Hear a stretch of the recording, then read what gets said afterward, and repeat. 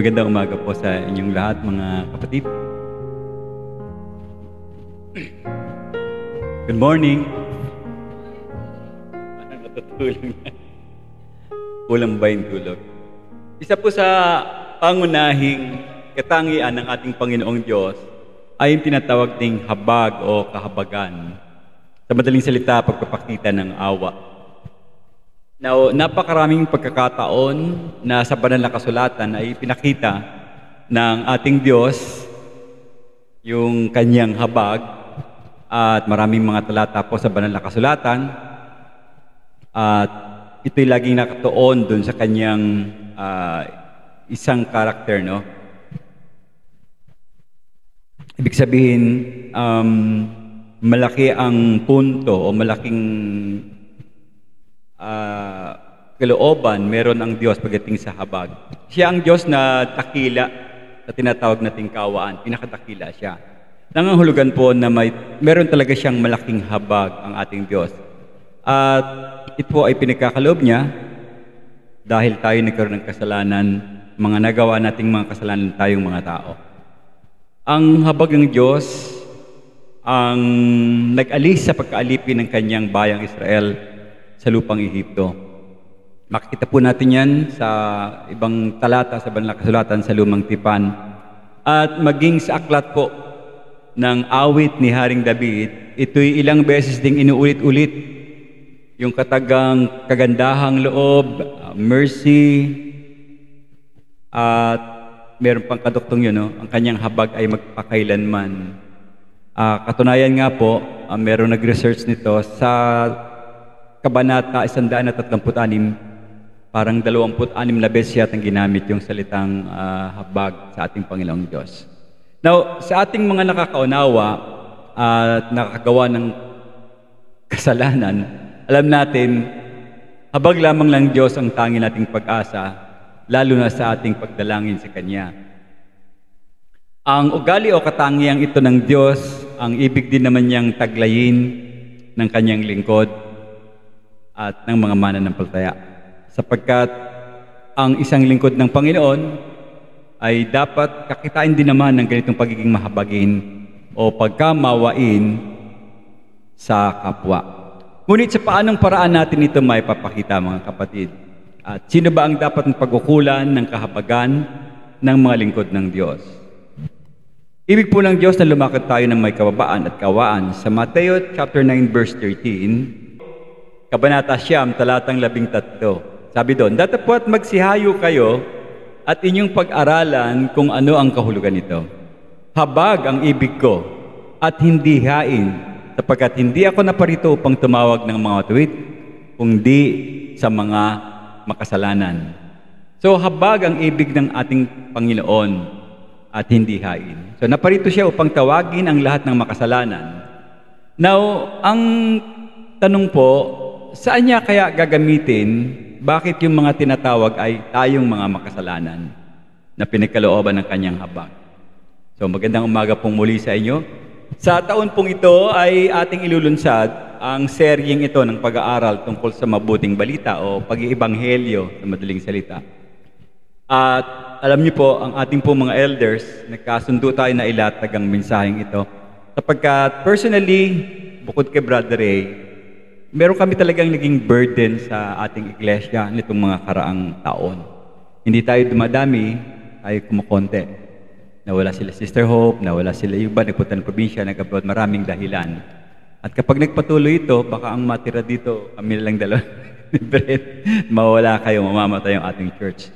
Just like nang nangyayari ngayon sa Dasma, nung nagkaroon ng COVID, hindi nabantayan at napabayaan, kaya bumabalik sila sa simula. Now, mabigat po sa kalooban namin ibang mga leaders or elders at napansin nga natin ang pag-unti natin. Alam natin ang simbahan dapat ay kakitaan ng paglapit sa Panginoon ng mga tao, mga naliligaw ng landas at hindi ang paglayo. May mga ilang pamilya, sabi ko nga kanina, na wala na sa atin.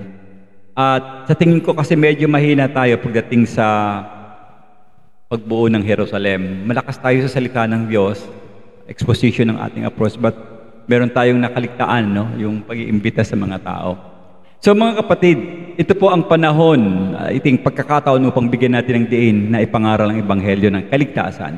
Hindi lamang dito sa pulpito, bagkus maging sa inyong tahanan na ating schedule at pupuntahan, maging sa ibang dako.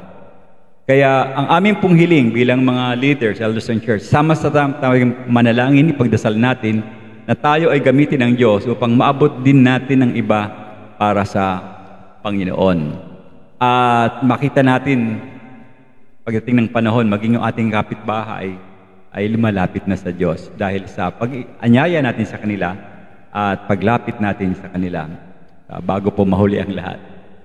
Kung kaya't ang ating simbahan ay marapat lang na makita natin, madama natin na kung anong ginawa ng Panginoon. Ang Panginoon nakita niya yung pangangailangan ng tao at meron siyang proseso hanggang sa ginawa niya yung kanyang pag-abot sa mga hindi mananampalataya. Pero bago tayo magpatuloy sa ating pag-uusap, basahin muna po natin yung talata kasi baka nagkakaroon ng question mark. Ang isip niyo, saan ba pupunta si Pastor sa kanyang topic? By the way, this year wala tayong bubuksang aklat. Ang ating magiging talagang tema ay patungkol sa pag-abot sa mga hindi mananampalataya sa labas ng ating iglesia. Okay, Matthew chapter 9, verse 35 and 38. Mateo, Kabanata Siyam, talatang 35 hanggang talatang 38. Nahabag si Jesus sa mga tao. Nilibot ni Jesus ang lahat ng mga lungsod at mga nayon at nagtuturo sa mga sinagoga ng mga Hudyo at pinahayag ang magandang balita ng kaharian. Pinagaling niya ang lahat ng uri ng sakit at karamdaman at nang kanyang makita ang napakaraming tao, nahabag siya sa kanila sapagkat sila'y nababalisa at nakakaawa na gaya ng mga tupang walang pastol. Sinabi niya sa kanyang mga alagad, napakarami ng aanihin, subalit kakaunti ang mga manggagawa. Kaya't idalangin nyo sa Panginoon ng anihin na magsugo siya o ng anihan. Dalangin nyo sa Panginoon ng anihan na magsugo siya ng mga manggagawa sa kanyang anihan. Tayo po muna ay manalangin. Panginoon, maraming salamat po sa umagang ito. Dinudulog namin sa iyo ang aming pag-uusap. Ikaw po, Panginoon, ang maluwalhati. Gabayan mo kami, Panginoon, upang magkaroon kami ng tamang motibasyon katulad ng nangyari sa Panginoong Hesus. Naawa siya sa mga tao kaya niya nilapitan. Dalangin niyo, Panginoon, sa aming pag-aaral ngayon, itumimo rin sa puso namin ang ganong kalagayan. Maramdaman namin, makita namin kung paano ginawa ng Panginoong Hesus ang mga bagay upang maabot ang mga nakakaawang tao na walang relasyon sa inyo. Maraming salamat po sa pangalan ng iyong anak na si Jesus. Amen. Now, yung talatang 35 o 35, ito po'y nagbigay ng buod ng ministeryo ng Panginoon ng panahon yon.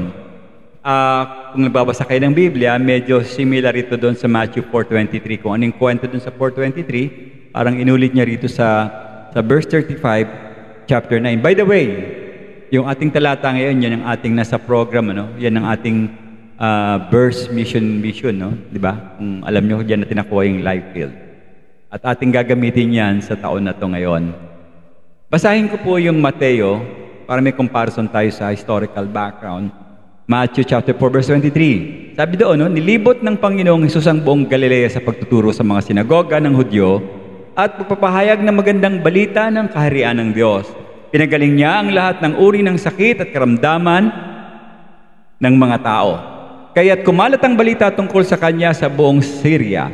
Dinala sa kanya ang lahat ng may sakit, ang mga pinahihirapan dahil mayroon silang iba't ibang uri ng sakit at kirot, ang mga sinasaniba ng mga demonyo, ang mga may epilepsya, ang mga paralitiko, silang lahat ay kanyang pinagaling.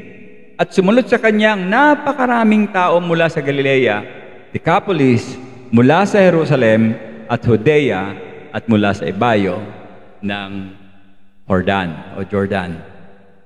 Sa pag-ikot po ng Panginoon sa mga dakong ito, mapapansin po natin ang isang partikular na mga pagkakataong iyon.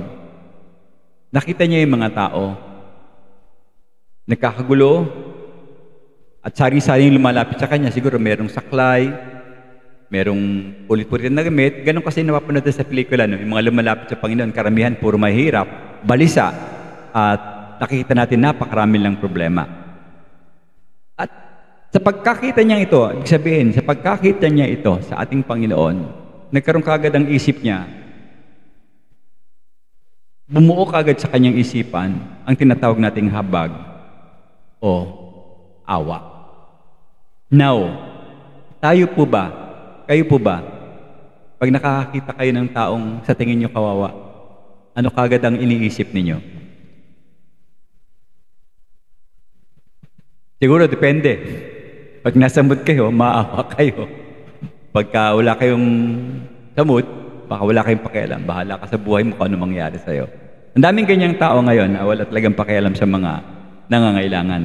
Now, karaniwan kasi itong habag ay pinapakita natin sa mga taong, kung tawagin natin, mga kapuspalad. Kawikaan 14:21. Kawikaan, Kabanata 14, talatang 21. Ang humahamak sa kapwa ay nagkakasala, ngunit ang tumutulong sa dukha ay pinagpapala. So kaagad, ang banal na kasulatan may tema sa atin na kailangan mahipo kagad ang iyong puso sa pagtulong.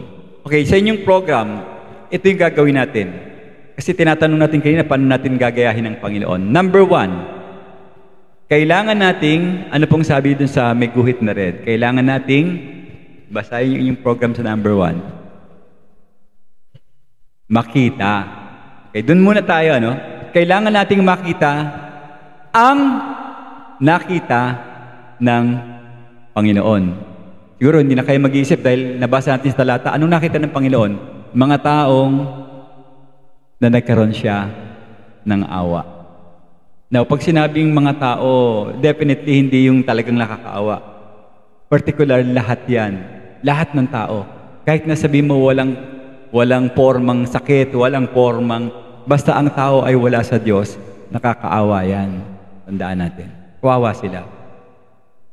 Malamang po pag nakakita rin tayo ng tao na kailangan ng tulong, ay bibigyan kagad natin ng pansin ito. So, kailangan nating makita, yan ang ating unang punto, ang nakita ng Panginoong Hesus.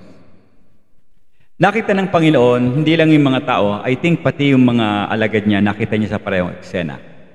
At yung paglapit ng, ginamit kasi dito pulutong, pero alam ko kung naintindihan niyo yung salitang pulutong, marami. Ang palapit ng mga tao sa Panginoon, nakita ng Diyos, nakita rin ng Panginoong Hesus yung mga alagad ng mga panahon na yon. Ngunit sa pagkakataong ito, ay nakita ng Panginoon yung mga mata ng alagad. Medyo iba yung mata ng alagad kumpara doon sa mata ng Panginoong Hesus. Alamin natin, ano kaya ang nangyari doon sa mata ng alagad? Bakit kakaiba ang kanyang napansin? Pero, yung unang drop kasi rito, nakita kasi ng Panginoon na yung mga tao ay mayroong sa verse 36, malalaking pangangailangan ng mga tao. Sabihin natin, malaking pangangailangan ng tao. Yan ang unang nakita ng Panginoong Hesus. Verse 36, nang kanyang makita ang napakaraming tao, nahabag siya sa kanila sapagkat nababalisa, nakakaawa, ng gaya ng mga tupang walang pastol. Malalim kasi ang Panginoong Hesus. So nung nakita niya to, talagang yung kanyang puso ay marubdob na nagkaroon ng talagang concern sa mga taong ito. Napakalaki ng kanilang pangangailangan. Ang tinutukoy na pangangailangan dyan ay kaligtasan.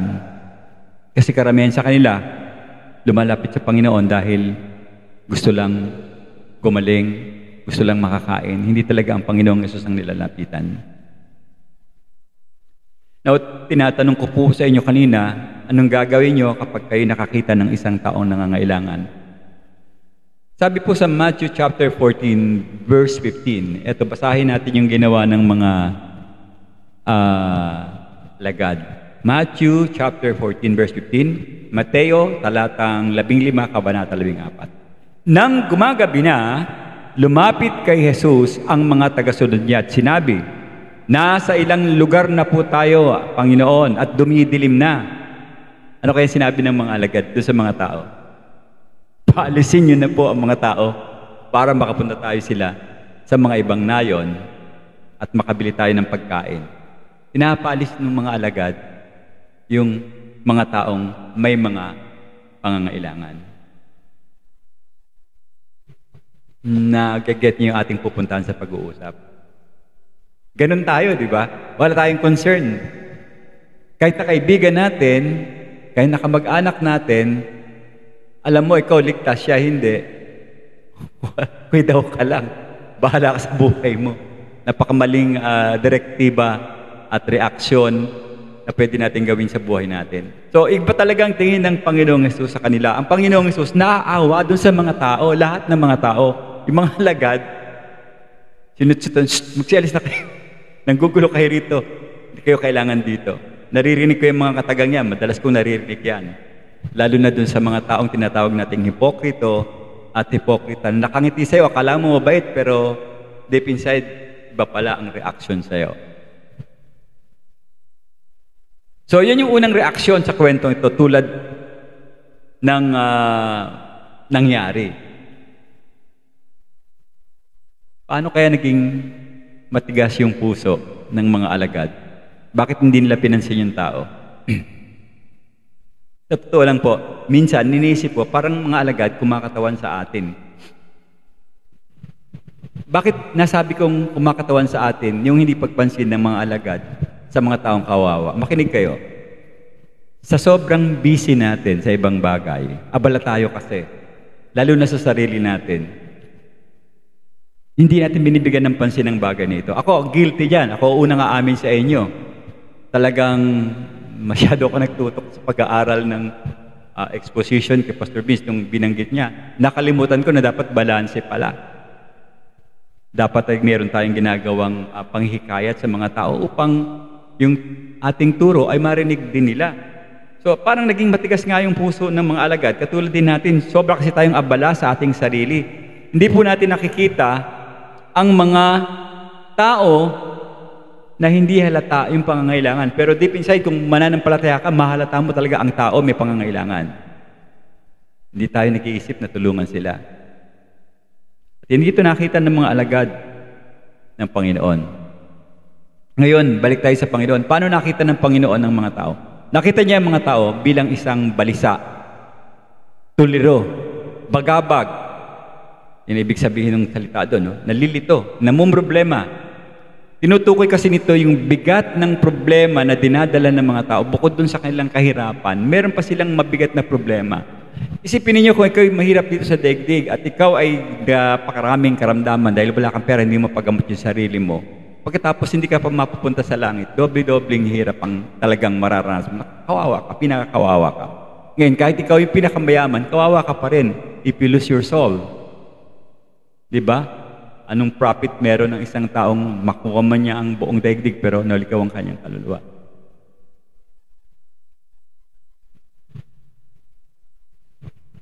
Balik ako sa tanong ko kanina. Pag nakakita kayo ng tao, matagal ba kayong tumingin dun sa tao? Tinititigan mo ba siyang mabuti yung mukha ng tao? O wala tayong pakialam? Siguro ngayon, mag-iisip tayo, dapat panahon. Ang daming tao dyan sa villages, ang daming tao sa amin sa Vista Verde.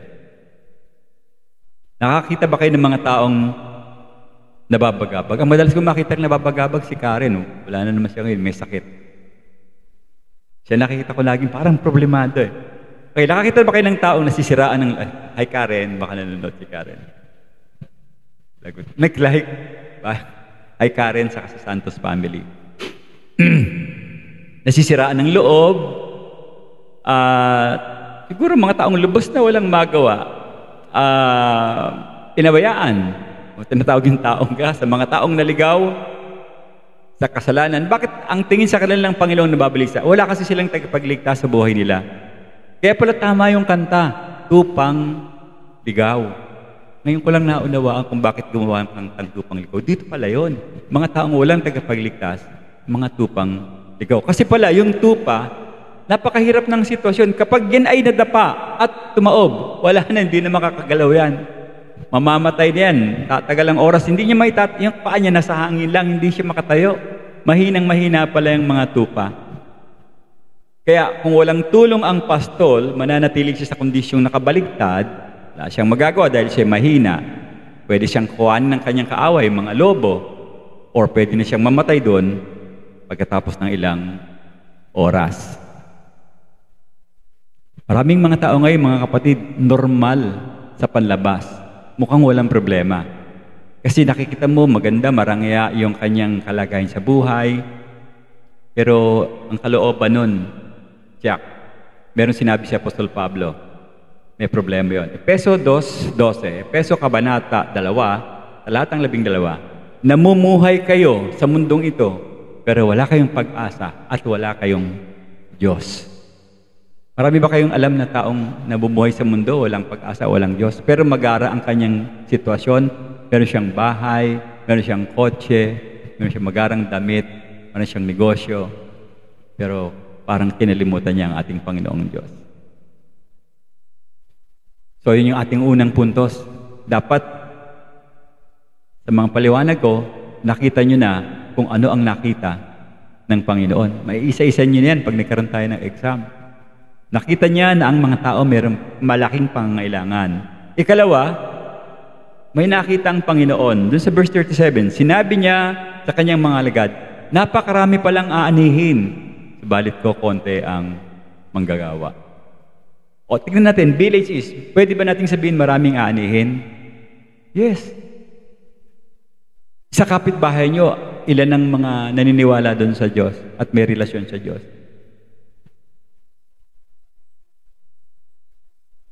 Galing sa bibig ng Panginoon, mga kapatid, the harvest is plentiful. Kaya lang, konti ang manggagawa. Sinabi niya, ang ani ay sagana. Ito po ay isang mahalagang konsepto na nais ng Panginoon na dapat ay maunawaan natin bilang kanyang alagad. Ang pag-harvest o pag-ani, unang-una, tandaan natin, hindi ito nakasalalay sa ating sariling pamamaraan. It will all line up doon sa ating soberanong layunin ng ating Panginoong Diyos. Ang dami kasing mga plano ngayon pagdating sa evangelism. Merong, ano ba tawag doon? Friendly, Brother Manny, tawag doon sa term yun, friendly approach. Tapos merong Roman road, merong 4 spiritual laws. Ano pa ba? Meron siyang maraming program. Pero ang lahat ng programang yan ay nakadirekta talaga sa pang-taong approach. Now, bigyan ko kayo ng parang advance na pananaw sa ating magiging tema. Pagamat pagmimitingan pa namin yung iba tumuod. Magsisimula tayo sa letter M, motive. Bakit tayo maghahayo? Bakit tayo mag-imbita? Dapat tama ang ating motibo, M. Pagkatapos pag-uusapan natin sa pulpito, yung mensahe. Okay? 2 M. Yung pangatlo, yung method. How to share, ilalay natin yan kung kailan natin gagawin yung mga bagay yan. Pero ngayon, gusto kong ma-check muna yung motibo natin. Bakit tayo mag-imbita? Bakit tayo kailangan magkaroon ng karagdagang miyembro ng simbahan? Dahil ba sa mina yung financial? Mali po yun. Hindi ganun ang tema nun. Ang Panginoon hindi ganun nag-isip. Ang inisip niya at nakita niya, nangangailangan ng tao ng tulong kaligtasan. Dapat dan tayo kikilos. Makita natin ang mga tao, lalo na sa ating sariling tahanan. Hindi ka sigurado kung lahat ng kasama mo ay mananampalataya. So, itong pag-ani ay hindi nakasalalay sa ating sariling pamamaraan. Okay, nagplano ang Diyos na siya ang aani. Subalit, kailangan nating makisali bilang mga magsasaka o mag-aani rin. Pero ang Diyos ang nagsimula noon. Sinabi kasi ng Panginoon, ang ani ay sagana. Now, sa madaling salita, trabaho po ng Panginoon na buksan ang puso sa ebanghelyo ng mga tao. Kanyang plan yan. Hindi sa atin yan. Maraming mga simbahan ngayon, pinapadilim yung ilaw ng church, tapos palulungkotin yung tugtog ng simbahan, at babanatan ng mga salitang nakakarubdob ng damdamin. Flesh move yun eh. Hindi na yun sa banal na spirito eh. Yung tao na emote, hindi talaga naniniwala sa totoong Panginoon. What happened? Peke yung kanyang natangay na katotohanan. Acts chapter 16 verse 14. Isa sa mga nakinig sa amin ay si Lydia, example to, na taga Thyatira. Siya ay isang negosyante. May mga negosyante tayo rito. Negosyante siya ng mga mamahaling tela na kulay ube. Paborito sa Bible yung ube ng linen. Siya ay sumasamba sa Diyos. Pero bago siya naging mananamba sa Diyos, binuksan ng Panginoon ang kanyang puso para tanggapin ang mga sinasabi ni Apostol Pablo. So, bago siya binaghaginan ng salita ng Apostol Pablo, binubuksan na pala ng Diyos yung kanyang puso. Bilang paghahanda. Aanihin na yon. So, itong pagkakataon na ito, siguro tignan natin hanggang sa 2025. Kapag tayo merong nadala rito sa Diyos, may nadala sa simbahan di sa Diyos, at tama sa Diyos din, alam natin na hindi tayo ang may gawa noon, kundi ang Panginoon. Ginamit lang tayong instrumento para malapitan, mahikayat ang isang tao. Okay? So, trabaho naman natin ang papasok tayo sa bukid at sasama tayo sa paggapas ng mga aanihin na ipinunla ng ating Panginoong Diyos. Sa Kanya kayasayan eh. Siya talagang nakakaalam niyan. Okay, sa muli po. Number 1, kailangan nating makita ang nakita ng Panginoon. Dapat meron na kayong premise sa isip niyan. Ano yung nakita niya? Ang tao ay mayroong needs, may pangangailangan. Ang tao ay kasama dun sa harvest. Okay, sa verse 37, sinabi niya ang kanyang alagad, napakarami ng anin, subalit kaunti ang manggagawa. Sinabi ng Panginoon na ang ani ay sagana. Sinabi ko na to kanina, no? Ang ibig sabihin, tayo papasok dun sa bukid upang sumama sa paggapas ng kanyang aanihin. Now, pangatlo, o letter C, nakita niya ang malaking pangangailangan ng mga pastor o manggagawa. Napakarami ng aanihin, subalit kakaunti ang mga manggagawa. Dito po ay binago ng Panginoon yung tinatawag nating, ayaw ko kung alam niyo yung metaphor. Metapora. Pag-align ng mga sinasabi ng Panginoon, gumagamit siya ng mga ilustrasyon. Una, ginamit niya, di ba, tupa at saka pastol. Ngayon naman, gumamit siya ng taniman at saka yung harvest. Now, ang tupa at ang pastol, nagpapakita ng pangangailangan ng tao at ang tumutugon ay ang Diyos. Siya yung pastol di ba? At sa dahilang hinahanap ng mabuting pastol ang nawawalang tupa at naglilingkod sa kanila. Samantalang yun naman pagdating sa subject ng pag-ani o ng harvest, at manggagawa, nagpapakita naman to ng pangangailangan sa ating Panginoon na dapat natutugunan ng mga tao. Dapat malaman ng tao na meron siyang pangangailangan Diyos, meron siyang pangangailangan tagapagligtas. Pinapakita kasi ng Panginoon itong malaking taniman na handa para sa pag-ani. Ngunit wala siyang sapat na bilang ng mga magsasaka na aani o manggagapas. Now, sa isang banda, nakikita rin natin na gagawin ng Panginoon ang lahat ng kanyang layunin. At ang kinabibilangan po ng kaligtasan ng kanyang mga hiran kasama doon sa kanyang layunin. Gayunpaman, mas pinili ng Diyos na iligtas ang mga tao sa pamamagitan ng kanyang tinawag. Okay? Pinili niya na iligtas ang mga tao sa pamamagitan ng mga tinawag. Naguguluhan kayo? Sino ba yung tinawag ng Diyos doon sa simula kanina? Mga makasalanan. Nakita niyo yung makasalanan, kailangan ng kaligtasan. Pero sinong ginamit niya para maabot yung mga makasalanan? Mga ligtas din, yung mga naligtas din. Okay? Magulo ba? Kasi po, dito sa pagkakataong ito, gagamitin talaga tayo ng Panginoon. Dapat meron tayong willingness na tayo ay magpapagamit sa Panginoon para maabot natin yung mga taong wala pa sa Diyos. Okay, so diretso ako.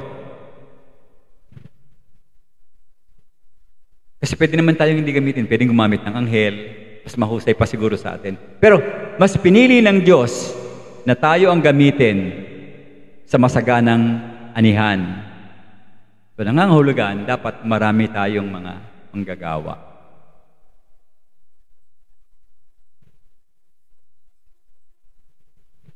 Nabawasan din kaming manggagawa. But then again, may magandang balita sa pagkakataon na nakuha namin si Brother Sunny. Yung una, ayaw pa niya eh. So pinanalangin namin at hanggang sa nagtuloy-tuloy na nga yung kanyang paglapit sa Panginoon. Now, listen to this. Kung ikaw ay isa sa mga tupa, and which is true, gusto ng Panginoon na makita sa ating sarili bilang isang manggagawa na tayo gumagawa o kumikilos sa kanyang lupain, sa lupain ng Panginoong Diyos. Hindi kasi sinasadya na ang susunod na bagay sa Ebanghelyo kung ating susundan yung nangyari bago ang mga alagad ay naging alagad. Ano bang nangyari? Nanalangin muna ang Panginoong Diyos. Di ba? Nanalangin muna siya bago niya pinatawag yung 12. So ngayon mga kapatid, baka naman iniisip natin na kasi madalas itong sagot ng miyembro, Pastor, hindi ako tinawag, hindi ako kasama dyan. Ayoko mag-ministry or magbahagi ng ministry. Pagka ganun ang mentalidad mo, hindi mo nga naintindihan yung nakita ng Panginoon. Ang mga manggagawa sa anihan ng Panginoon ay hindi lamang yung mga tinatawag na full-time sa gawain. Meron kasing ganung level na full-time. Katulad kami, kinukonsider kami as full-time dahil wala kami ibang ginagawa kundi ang pagmi-ministry. Now, ito yung premise. Sa halip, nais ng Panginoon na buksan natin, kasama ako, ang ating mga mata ngayon at makita natin ang malaking ani sa ating kapaligiran upang ikaw ay maging isang manggagawang aani rin ng kaluluwa. Kaluluwa naman nangangailangan ng mabuting pastol. Kaya, kung magiging pattern natin, ang pattern ng ating tagapagligtas, dapat ngayon pa lang, iniisip mo, nakikita mo kung anong ginawa ng Panginoon. Magiging dapat sukdulan ang iyong pagsasabi na ako'y magiging kasama dyan sa pag-aani ng kaluluwa. Dahil nakita ng Panginoon, malaking pangailangan sa mga manggagawa.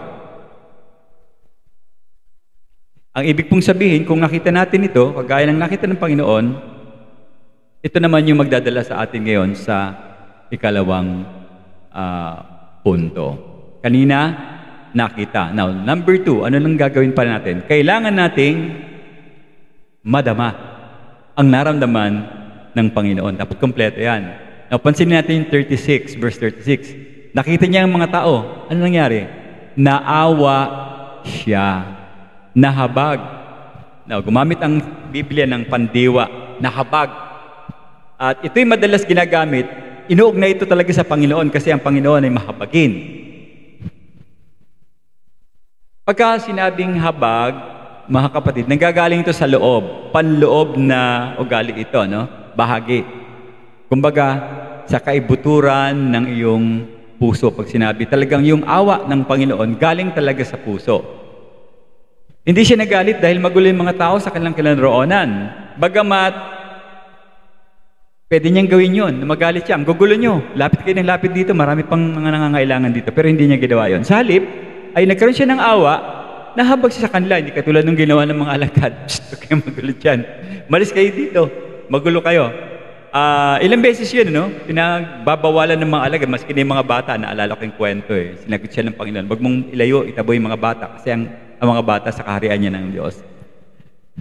So, nahabag ba tayo sa mga makasalanan o nakikibit-balikat tayo na iniisip natin na problema na nila yan, kasalanan nila yan eh, sa kanila na yan.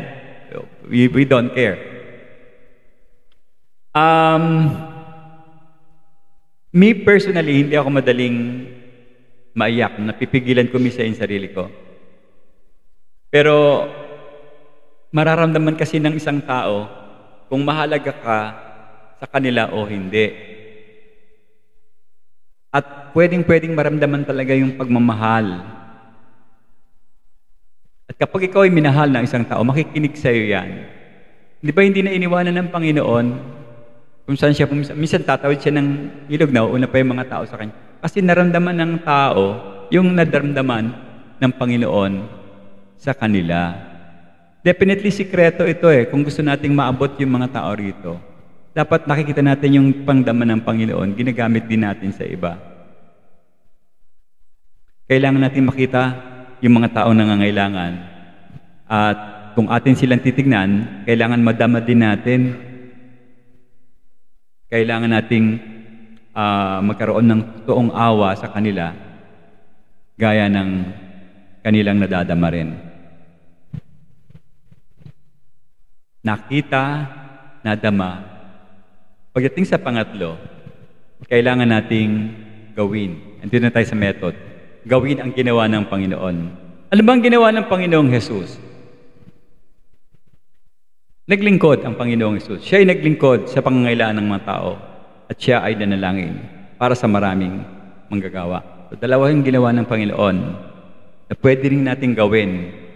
Tayo mananalangin at tayo maglilingkod sa mga nakita nating nakakaawa at mga naliligaw.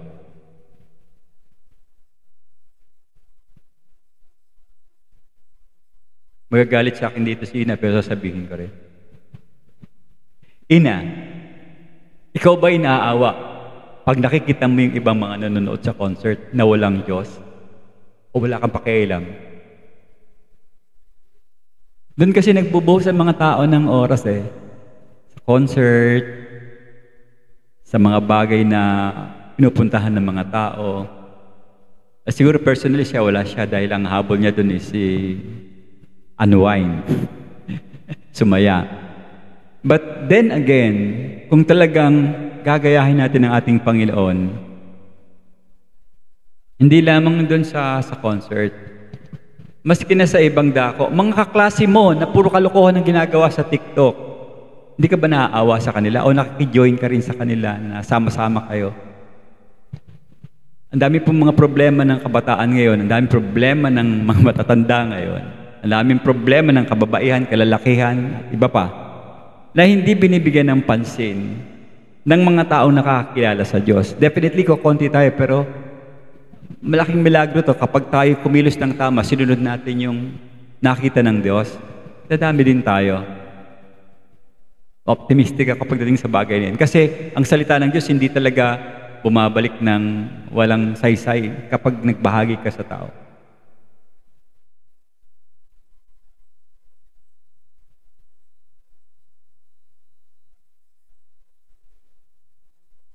So, naglingkod ang Panginoon sa spiritual at sa pisikal na pangangailangan. Ang ministeryo po ay hindi salitang may bahid na kailangan kapitan lang ito ng mga tinawag ng Diyos. Ikaw lang yung pastor, ikaw lang yung gumawa niyan. Hindi po. Lahat tayo ay, kung tutusin, pastor. Sa bahay, yung tatay ang pastor. Tapos yung nag-head ng family worship. So, ang ibig sabihin kasi ng ministry is serbisyo. So, nangangahulugan po na ang bawat Kristiyano ay tinatawag upang maglingkod. Binigyan tayo ng Diyos ng regalo, mga kapatid. Kaloob. Binigyan din tayo ng pagkakataon. At dapat ang ginagawa natin sa pagkakataon na yan, kinukuha natin. Kung ano yung binigay sa atin ng Diyos, dapat ginagamit natin yan upang paglingkuran ang mga tao. Matthew chapter 9, verse 35, nakita natin doon yung buod ng gawain ng Panginoon. Siya ay nagturo, siya ay nangaral ng Ebanghelyo tungkol sa kaharian ng Diyos. Siya ay nagpagaling lahat ng uri ng sakit at karamdaman. Pastor, gagawin ba namin yan?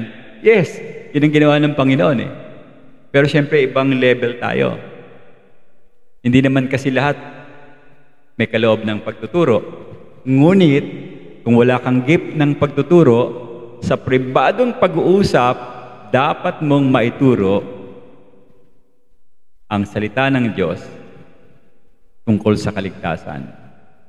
Halimbawa, merong kaibigan sa iyo na nag-comment, kaibigan mo, nag-comment, nagtatanong tungkol sa buhay na walang hanggan at yung kanyang pinapaliwanag ay salungat sa banal na kasulatan.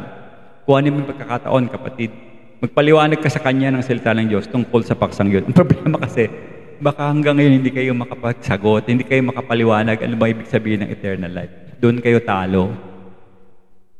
Hindi talaga kayo makapagbahagi kasi eternal life, hindi mo alam ibig sabihin. Kung ano mga sasabihin mo, kasi ganito yan. Wala naman sa Biblia. Dahil iba ang binibigyan mo ng oras Okay? So, gawa natin yung pagkakataon, maaari natin gamitin yon. Papaliwanag tayo ng mga paksa tungkol sa salita ng Diyos. Kaya, pwede kayong maglingkod sa pamagitan ng pagtuturo. Isa pa, hindi nga lahat tinawag para mag-evangelize, no? Hindi tayo tinawag. Lalo na sa public, hindi naman para sa lahat yan. Merong mga gifted na mga tao na magsasalita dyan. Ngunit, listen, bawat isa sa atin, dapat lagi tayong handa sa pagkakataon na sabihin sa iba kung paano tayo napatawad sa ating kasalanan upang tayo mapunta sa langit. Tanong, alam niyo ba na kayong lahat papunta sa langit? Ano sagot niyo? Kaya niyo ipaliwanag? Yung iba hindi sumasagot. Ano yun? Kung itinanggap mo, dapat kaya mo siyang ipaliwanag. Papapaglaban mo yan. Ako ipapunta sa langit kasi nanampalataya ako sa Panginoong Hesus. Siya ang nagligtas sa akin, nagpaligtas ako. Okay? And then, basahin natin. 1 Peter chapter 3, verse 15. Sabi dito, alalahanin nyo na si Kristo ang dapat yung parangalan at sundin. Dapat lagi kayong handang magpaliwanag sa sino mo magtatanong sa inyo tungkol sa pag-asa.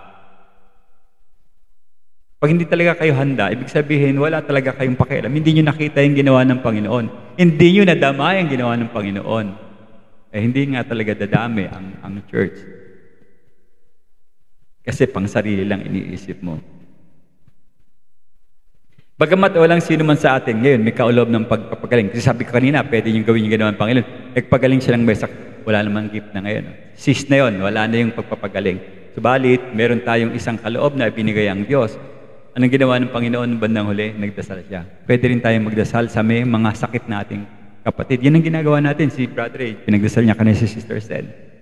Kayang-kaya natin yun. At least, nakikita mo na meron kang concern.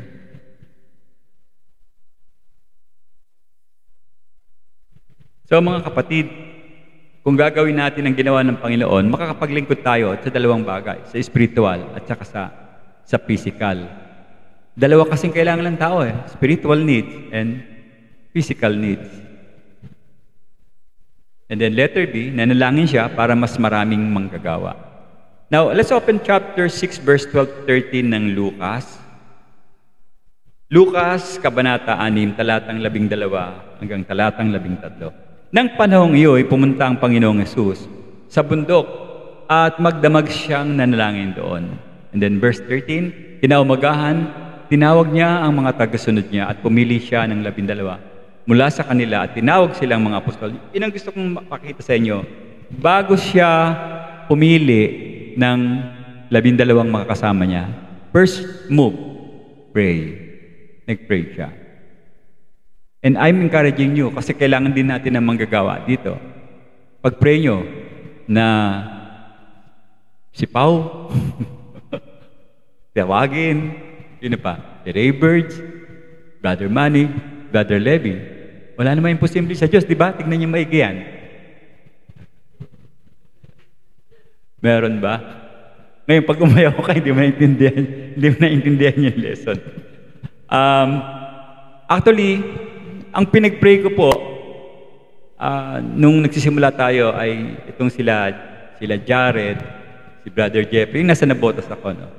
Pero parang nahahagip na naririnig nila, mabuti na rin, nahahagip sila ng negosyo at saka ng trabaho Nagsimula na sila nung maganda ng simula, pero ngayon parang nahahagip na naman sila ng negosyo. Pero keep on praying. Sabi ko nga, wala namang mawawala.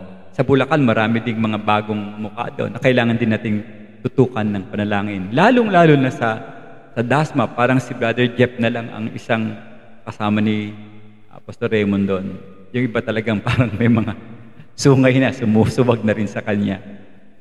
Anyway, so bago tinawag ng Panginoon ng 12 apostol, ginugol ng Panginoon ang kanyang gabi sa pananalangin. Tiyak, sa isang bahagi ay humingi siya sa Diyos ng mga manggagawa para sa pag-ani.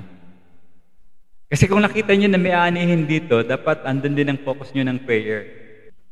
Paglilinaw lang po, hindi nag-utos ang Diyos dito na mag-pray ka ng para sa sarili mo, no? Na mananalangin ka. The thing here is inutusan, hindi natin ito makakaila na inutusan niya tayong manalangin para sa maraming manggagawa. Hindi doon sa mga mako-convert. Hindi yung mga tao. Wala tayong pakialam doon. Ang Diyos ang magdadala kung sino yung kakausapin ng tao. Okay? Kasi meron ako narinig ko, pag-pray ko si Pastor Norman para maligtas, yung parang personal, hindi natin premise yun. Ang premise dito is nanalangin siya ng manggagawa. Wala siyang sinabing kung sino yung bubuksan ng Diyos ang puso. Okay, so ginagawa ba natin ng manalangin? Sagot. Gawin niyo yan, manalangin kayo para sa panalangin sa mga manggagawa natin. At magbangon, magpadala ng karagdagang manggagawa mula sa simbahang ito. Sometimes kasi parang napakahiwagang paraan ito na hindi ko maintindihan kung paano ito ginagawa ng Diyos sa pamamagitan ng ating mga panalangin. Di ba? Milagro ang tawag natin doon. So sa panahon natin, kung mayroon tayong dapat na pagpapakitaan ng habag, sa panahon natin ngayon, sino ba ang dapat nating papakitaan ng habag ngayon ng awa? Walang iba, kundi yung ating mga kapwa na talagang higit na nangangailangan ng habag ng Diyos. Sino itong mga ito? Makinig kayo. Ito yung mga taong naliligaw ng landas, hindi karapat-dapat sa pagliligtas. Dahil natangay sila ng daigdig. Sa aklat po ni Judas, Kabanata 1, talatang 23. Ito yung encouragement ni Jude, no, sa mga believers. Sabi doon ang iba ay inyong iligtas at agawin nyo sila sa apoy. Napakalakas ng kanyang encouragement. Nakita niya kasi yung mga tao papunta sa impyerno.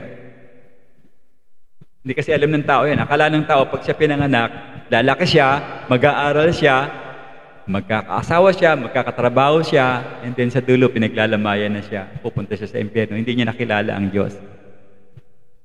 Hindi ganun yun. Dapat bata pa lang, mabuksan na kagad ang isip ng tao pagdating sa Panginoon para dire-diretso. Kasi ang tao talaga papunta sa apoy. Sinabi ni Pastor Raymond noong nakaraan, ang bayad sa kasalanan ay diretso yun, kamatayan. Dagdagan pa natin, it is appointed man who wants to die. After that, judgment comes. So pag hindi tayo kikilos, hindi tayo tatalangin sa Diyos, hindi natin paggamit yung ating sarili para maabot yung mga tao, kawawa talaga sila. Yan ang nakita ng Panginoon, na habag ang Panginoon. So dapat ay iukol natin yung habag sa mga makasalanan. Kaya nakita natin na pinaksamahan talaga ng gusto ng Panginoon. Sino laging kasama ng Panginoon? Yung mga hypocrite o yung mga makasalanan? Mga makasalanan. Ayaw niya dun sa mga taong pakitang tao. Now, sa ngayon po, ay maraming nagpapakilalang. Ito nga sinasabi ko, no, Kristiyano, subalit ayaw tumulong na maabot ang mga makasalanan. Ang gusto nilang dating mga tema nila, mayroon akong karamdaman, lumapit ka sa Panginoon. Ganun. Meron akong sakit, lumapit ka sa Panginoon. Puro personal, sarili lang nila. Nangangailangan ako ng budget. Ang sagot, si Jesus. Hindi ganun ang buhay. Binanggit din to ni Brother Ray nung burol. Hanapin muna natin ang kaharian ng Diyos. At lahat ng mga pangailangan natin, pawang idadagdag niya. Unahin natin dapat siya. Dapat ang Panginoon ang mauuna. So sa halip na ituwid ang mga ito, kagyat, minsan nagiging judgmental pa sila, hinahatulan nila yung mga taong makasalanan. Sinasabi nila, conclusion nila, ako Kristiyano, pero last man lait sa kapwa. Maraming mga artistang ganyan, no? Panginoon Diyos ng Panginoon Diyos, pero yung ginagawa nila sa ibang lang kapwa artista ay pananakit. Now, gaano po sa atin karami, o mayroon na ba kayong maraming taong kakilala na paano ko ba sasabihin yun? Gaano po natin kakilala, o pwede nating balik-try ko, mga kapatid, gaano karami yan? Gaano karami ang mga kakilala natin na isinara ang kanilang sarili sa mga taong inaakala nilang makasalanan na kailangang layuan sa halip na hikayatin sa pagbabago? Pero ba kayong ganong kakilala? Ayaw tumulong, sinasara nila yung pinto, at ang sarili lang nila ang inaayos? Kung kayo may ganung kakilala, dapat hindi tayo maging ganon. Kasi ang layunin nga po ng ating pag-aaral ngayon ay mahikayat tayo, Lifefield Church, sa munting kaparaanang ito na madala natin yung mga taong nangangailangan, kapwa natin, kabawayan, sa kanyang habag. At sa pamamagitan po ng Ebanghelyo ay magbibigay liwanag ang mga bagay na ito tungkol sa kanilang malaking pagbabago. At sa pamamagitan din ito, ating maipapahayag ang tunay na kahabagan ng Diyos. So, ayusin natin, ang ating motibo ay walang iba kundi ang dakilang pag-ibig ng ating tagapagligtas. Ang ating tagapagligtas na parito sa ating makasalanang mundong ito na nakakita ng malaking pangangailangan ng mga taong naliligaw ng landas. Ang nangyari, naawa ng tagapagligtas sa mga tao. Anong ginawa niya? Nagligkod siya ng mabuti at ipinangaral ang mabuting balita ng kaligtasan. Kung naranasan mo ng kaligtasan yon, mga kapatid, kung gayon, isa ka sa kanyang manggagawa. Isa ka sa dapat umaani doon sa kanyang harvest. Kasi nais niya makita ang nakita mo. Nais din ng Diyos na madama, o naisin natin na madama ang nadama ng Panginoong Jesus. Higit sa lahat, gawin ang kanyang ginawa. Mahabag tayo, mga kapatid, sa taong naliligaw sa pamamagitan ng kanyang pag-ibig. Dakilang Diyos, maraming salamat po sa umagang ito. Nawa, O Diyos, ang introduction namin, training po sa aming dapat na maging motibo sa paghayo ay tumimo sa puso ng bawat isa. Dalangin ko po, Panginoon, na ang mga bagay na ito ay aming panghawakan ng lubos, kapitan namin, sapagkat sa iyo nanggagaling, Lord, ang tunay na solusyon sa pangangailangan ng mga tao, lalo tigit sa lahat sa kaligtasan. Sa mga susunod pang linggo, aming pong ipagpapatuloy ang pag-aaral evangelism series. Pray ko, Lord, na ikaw ang maging gabay sa mga bagay nito. And this is I ask in Christ's name. Amen.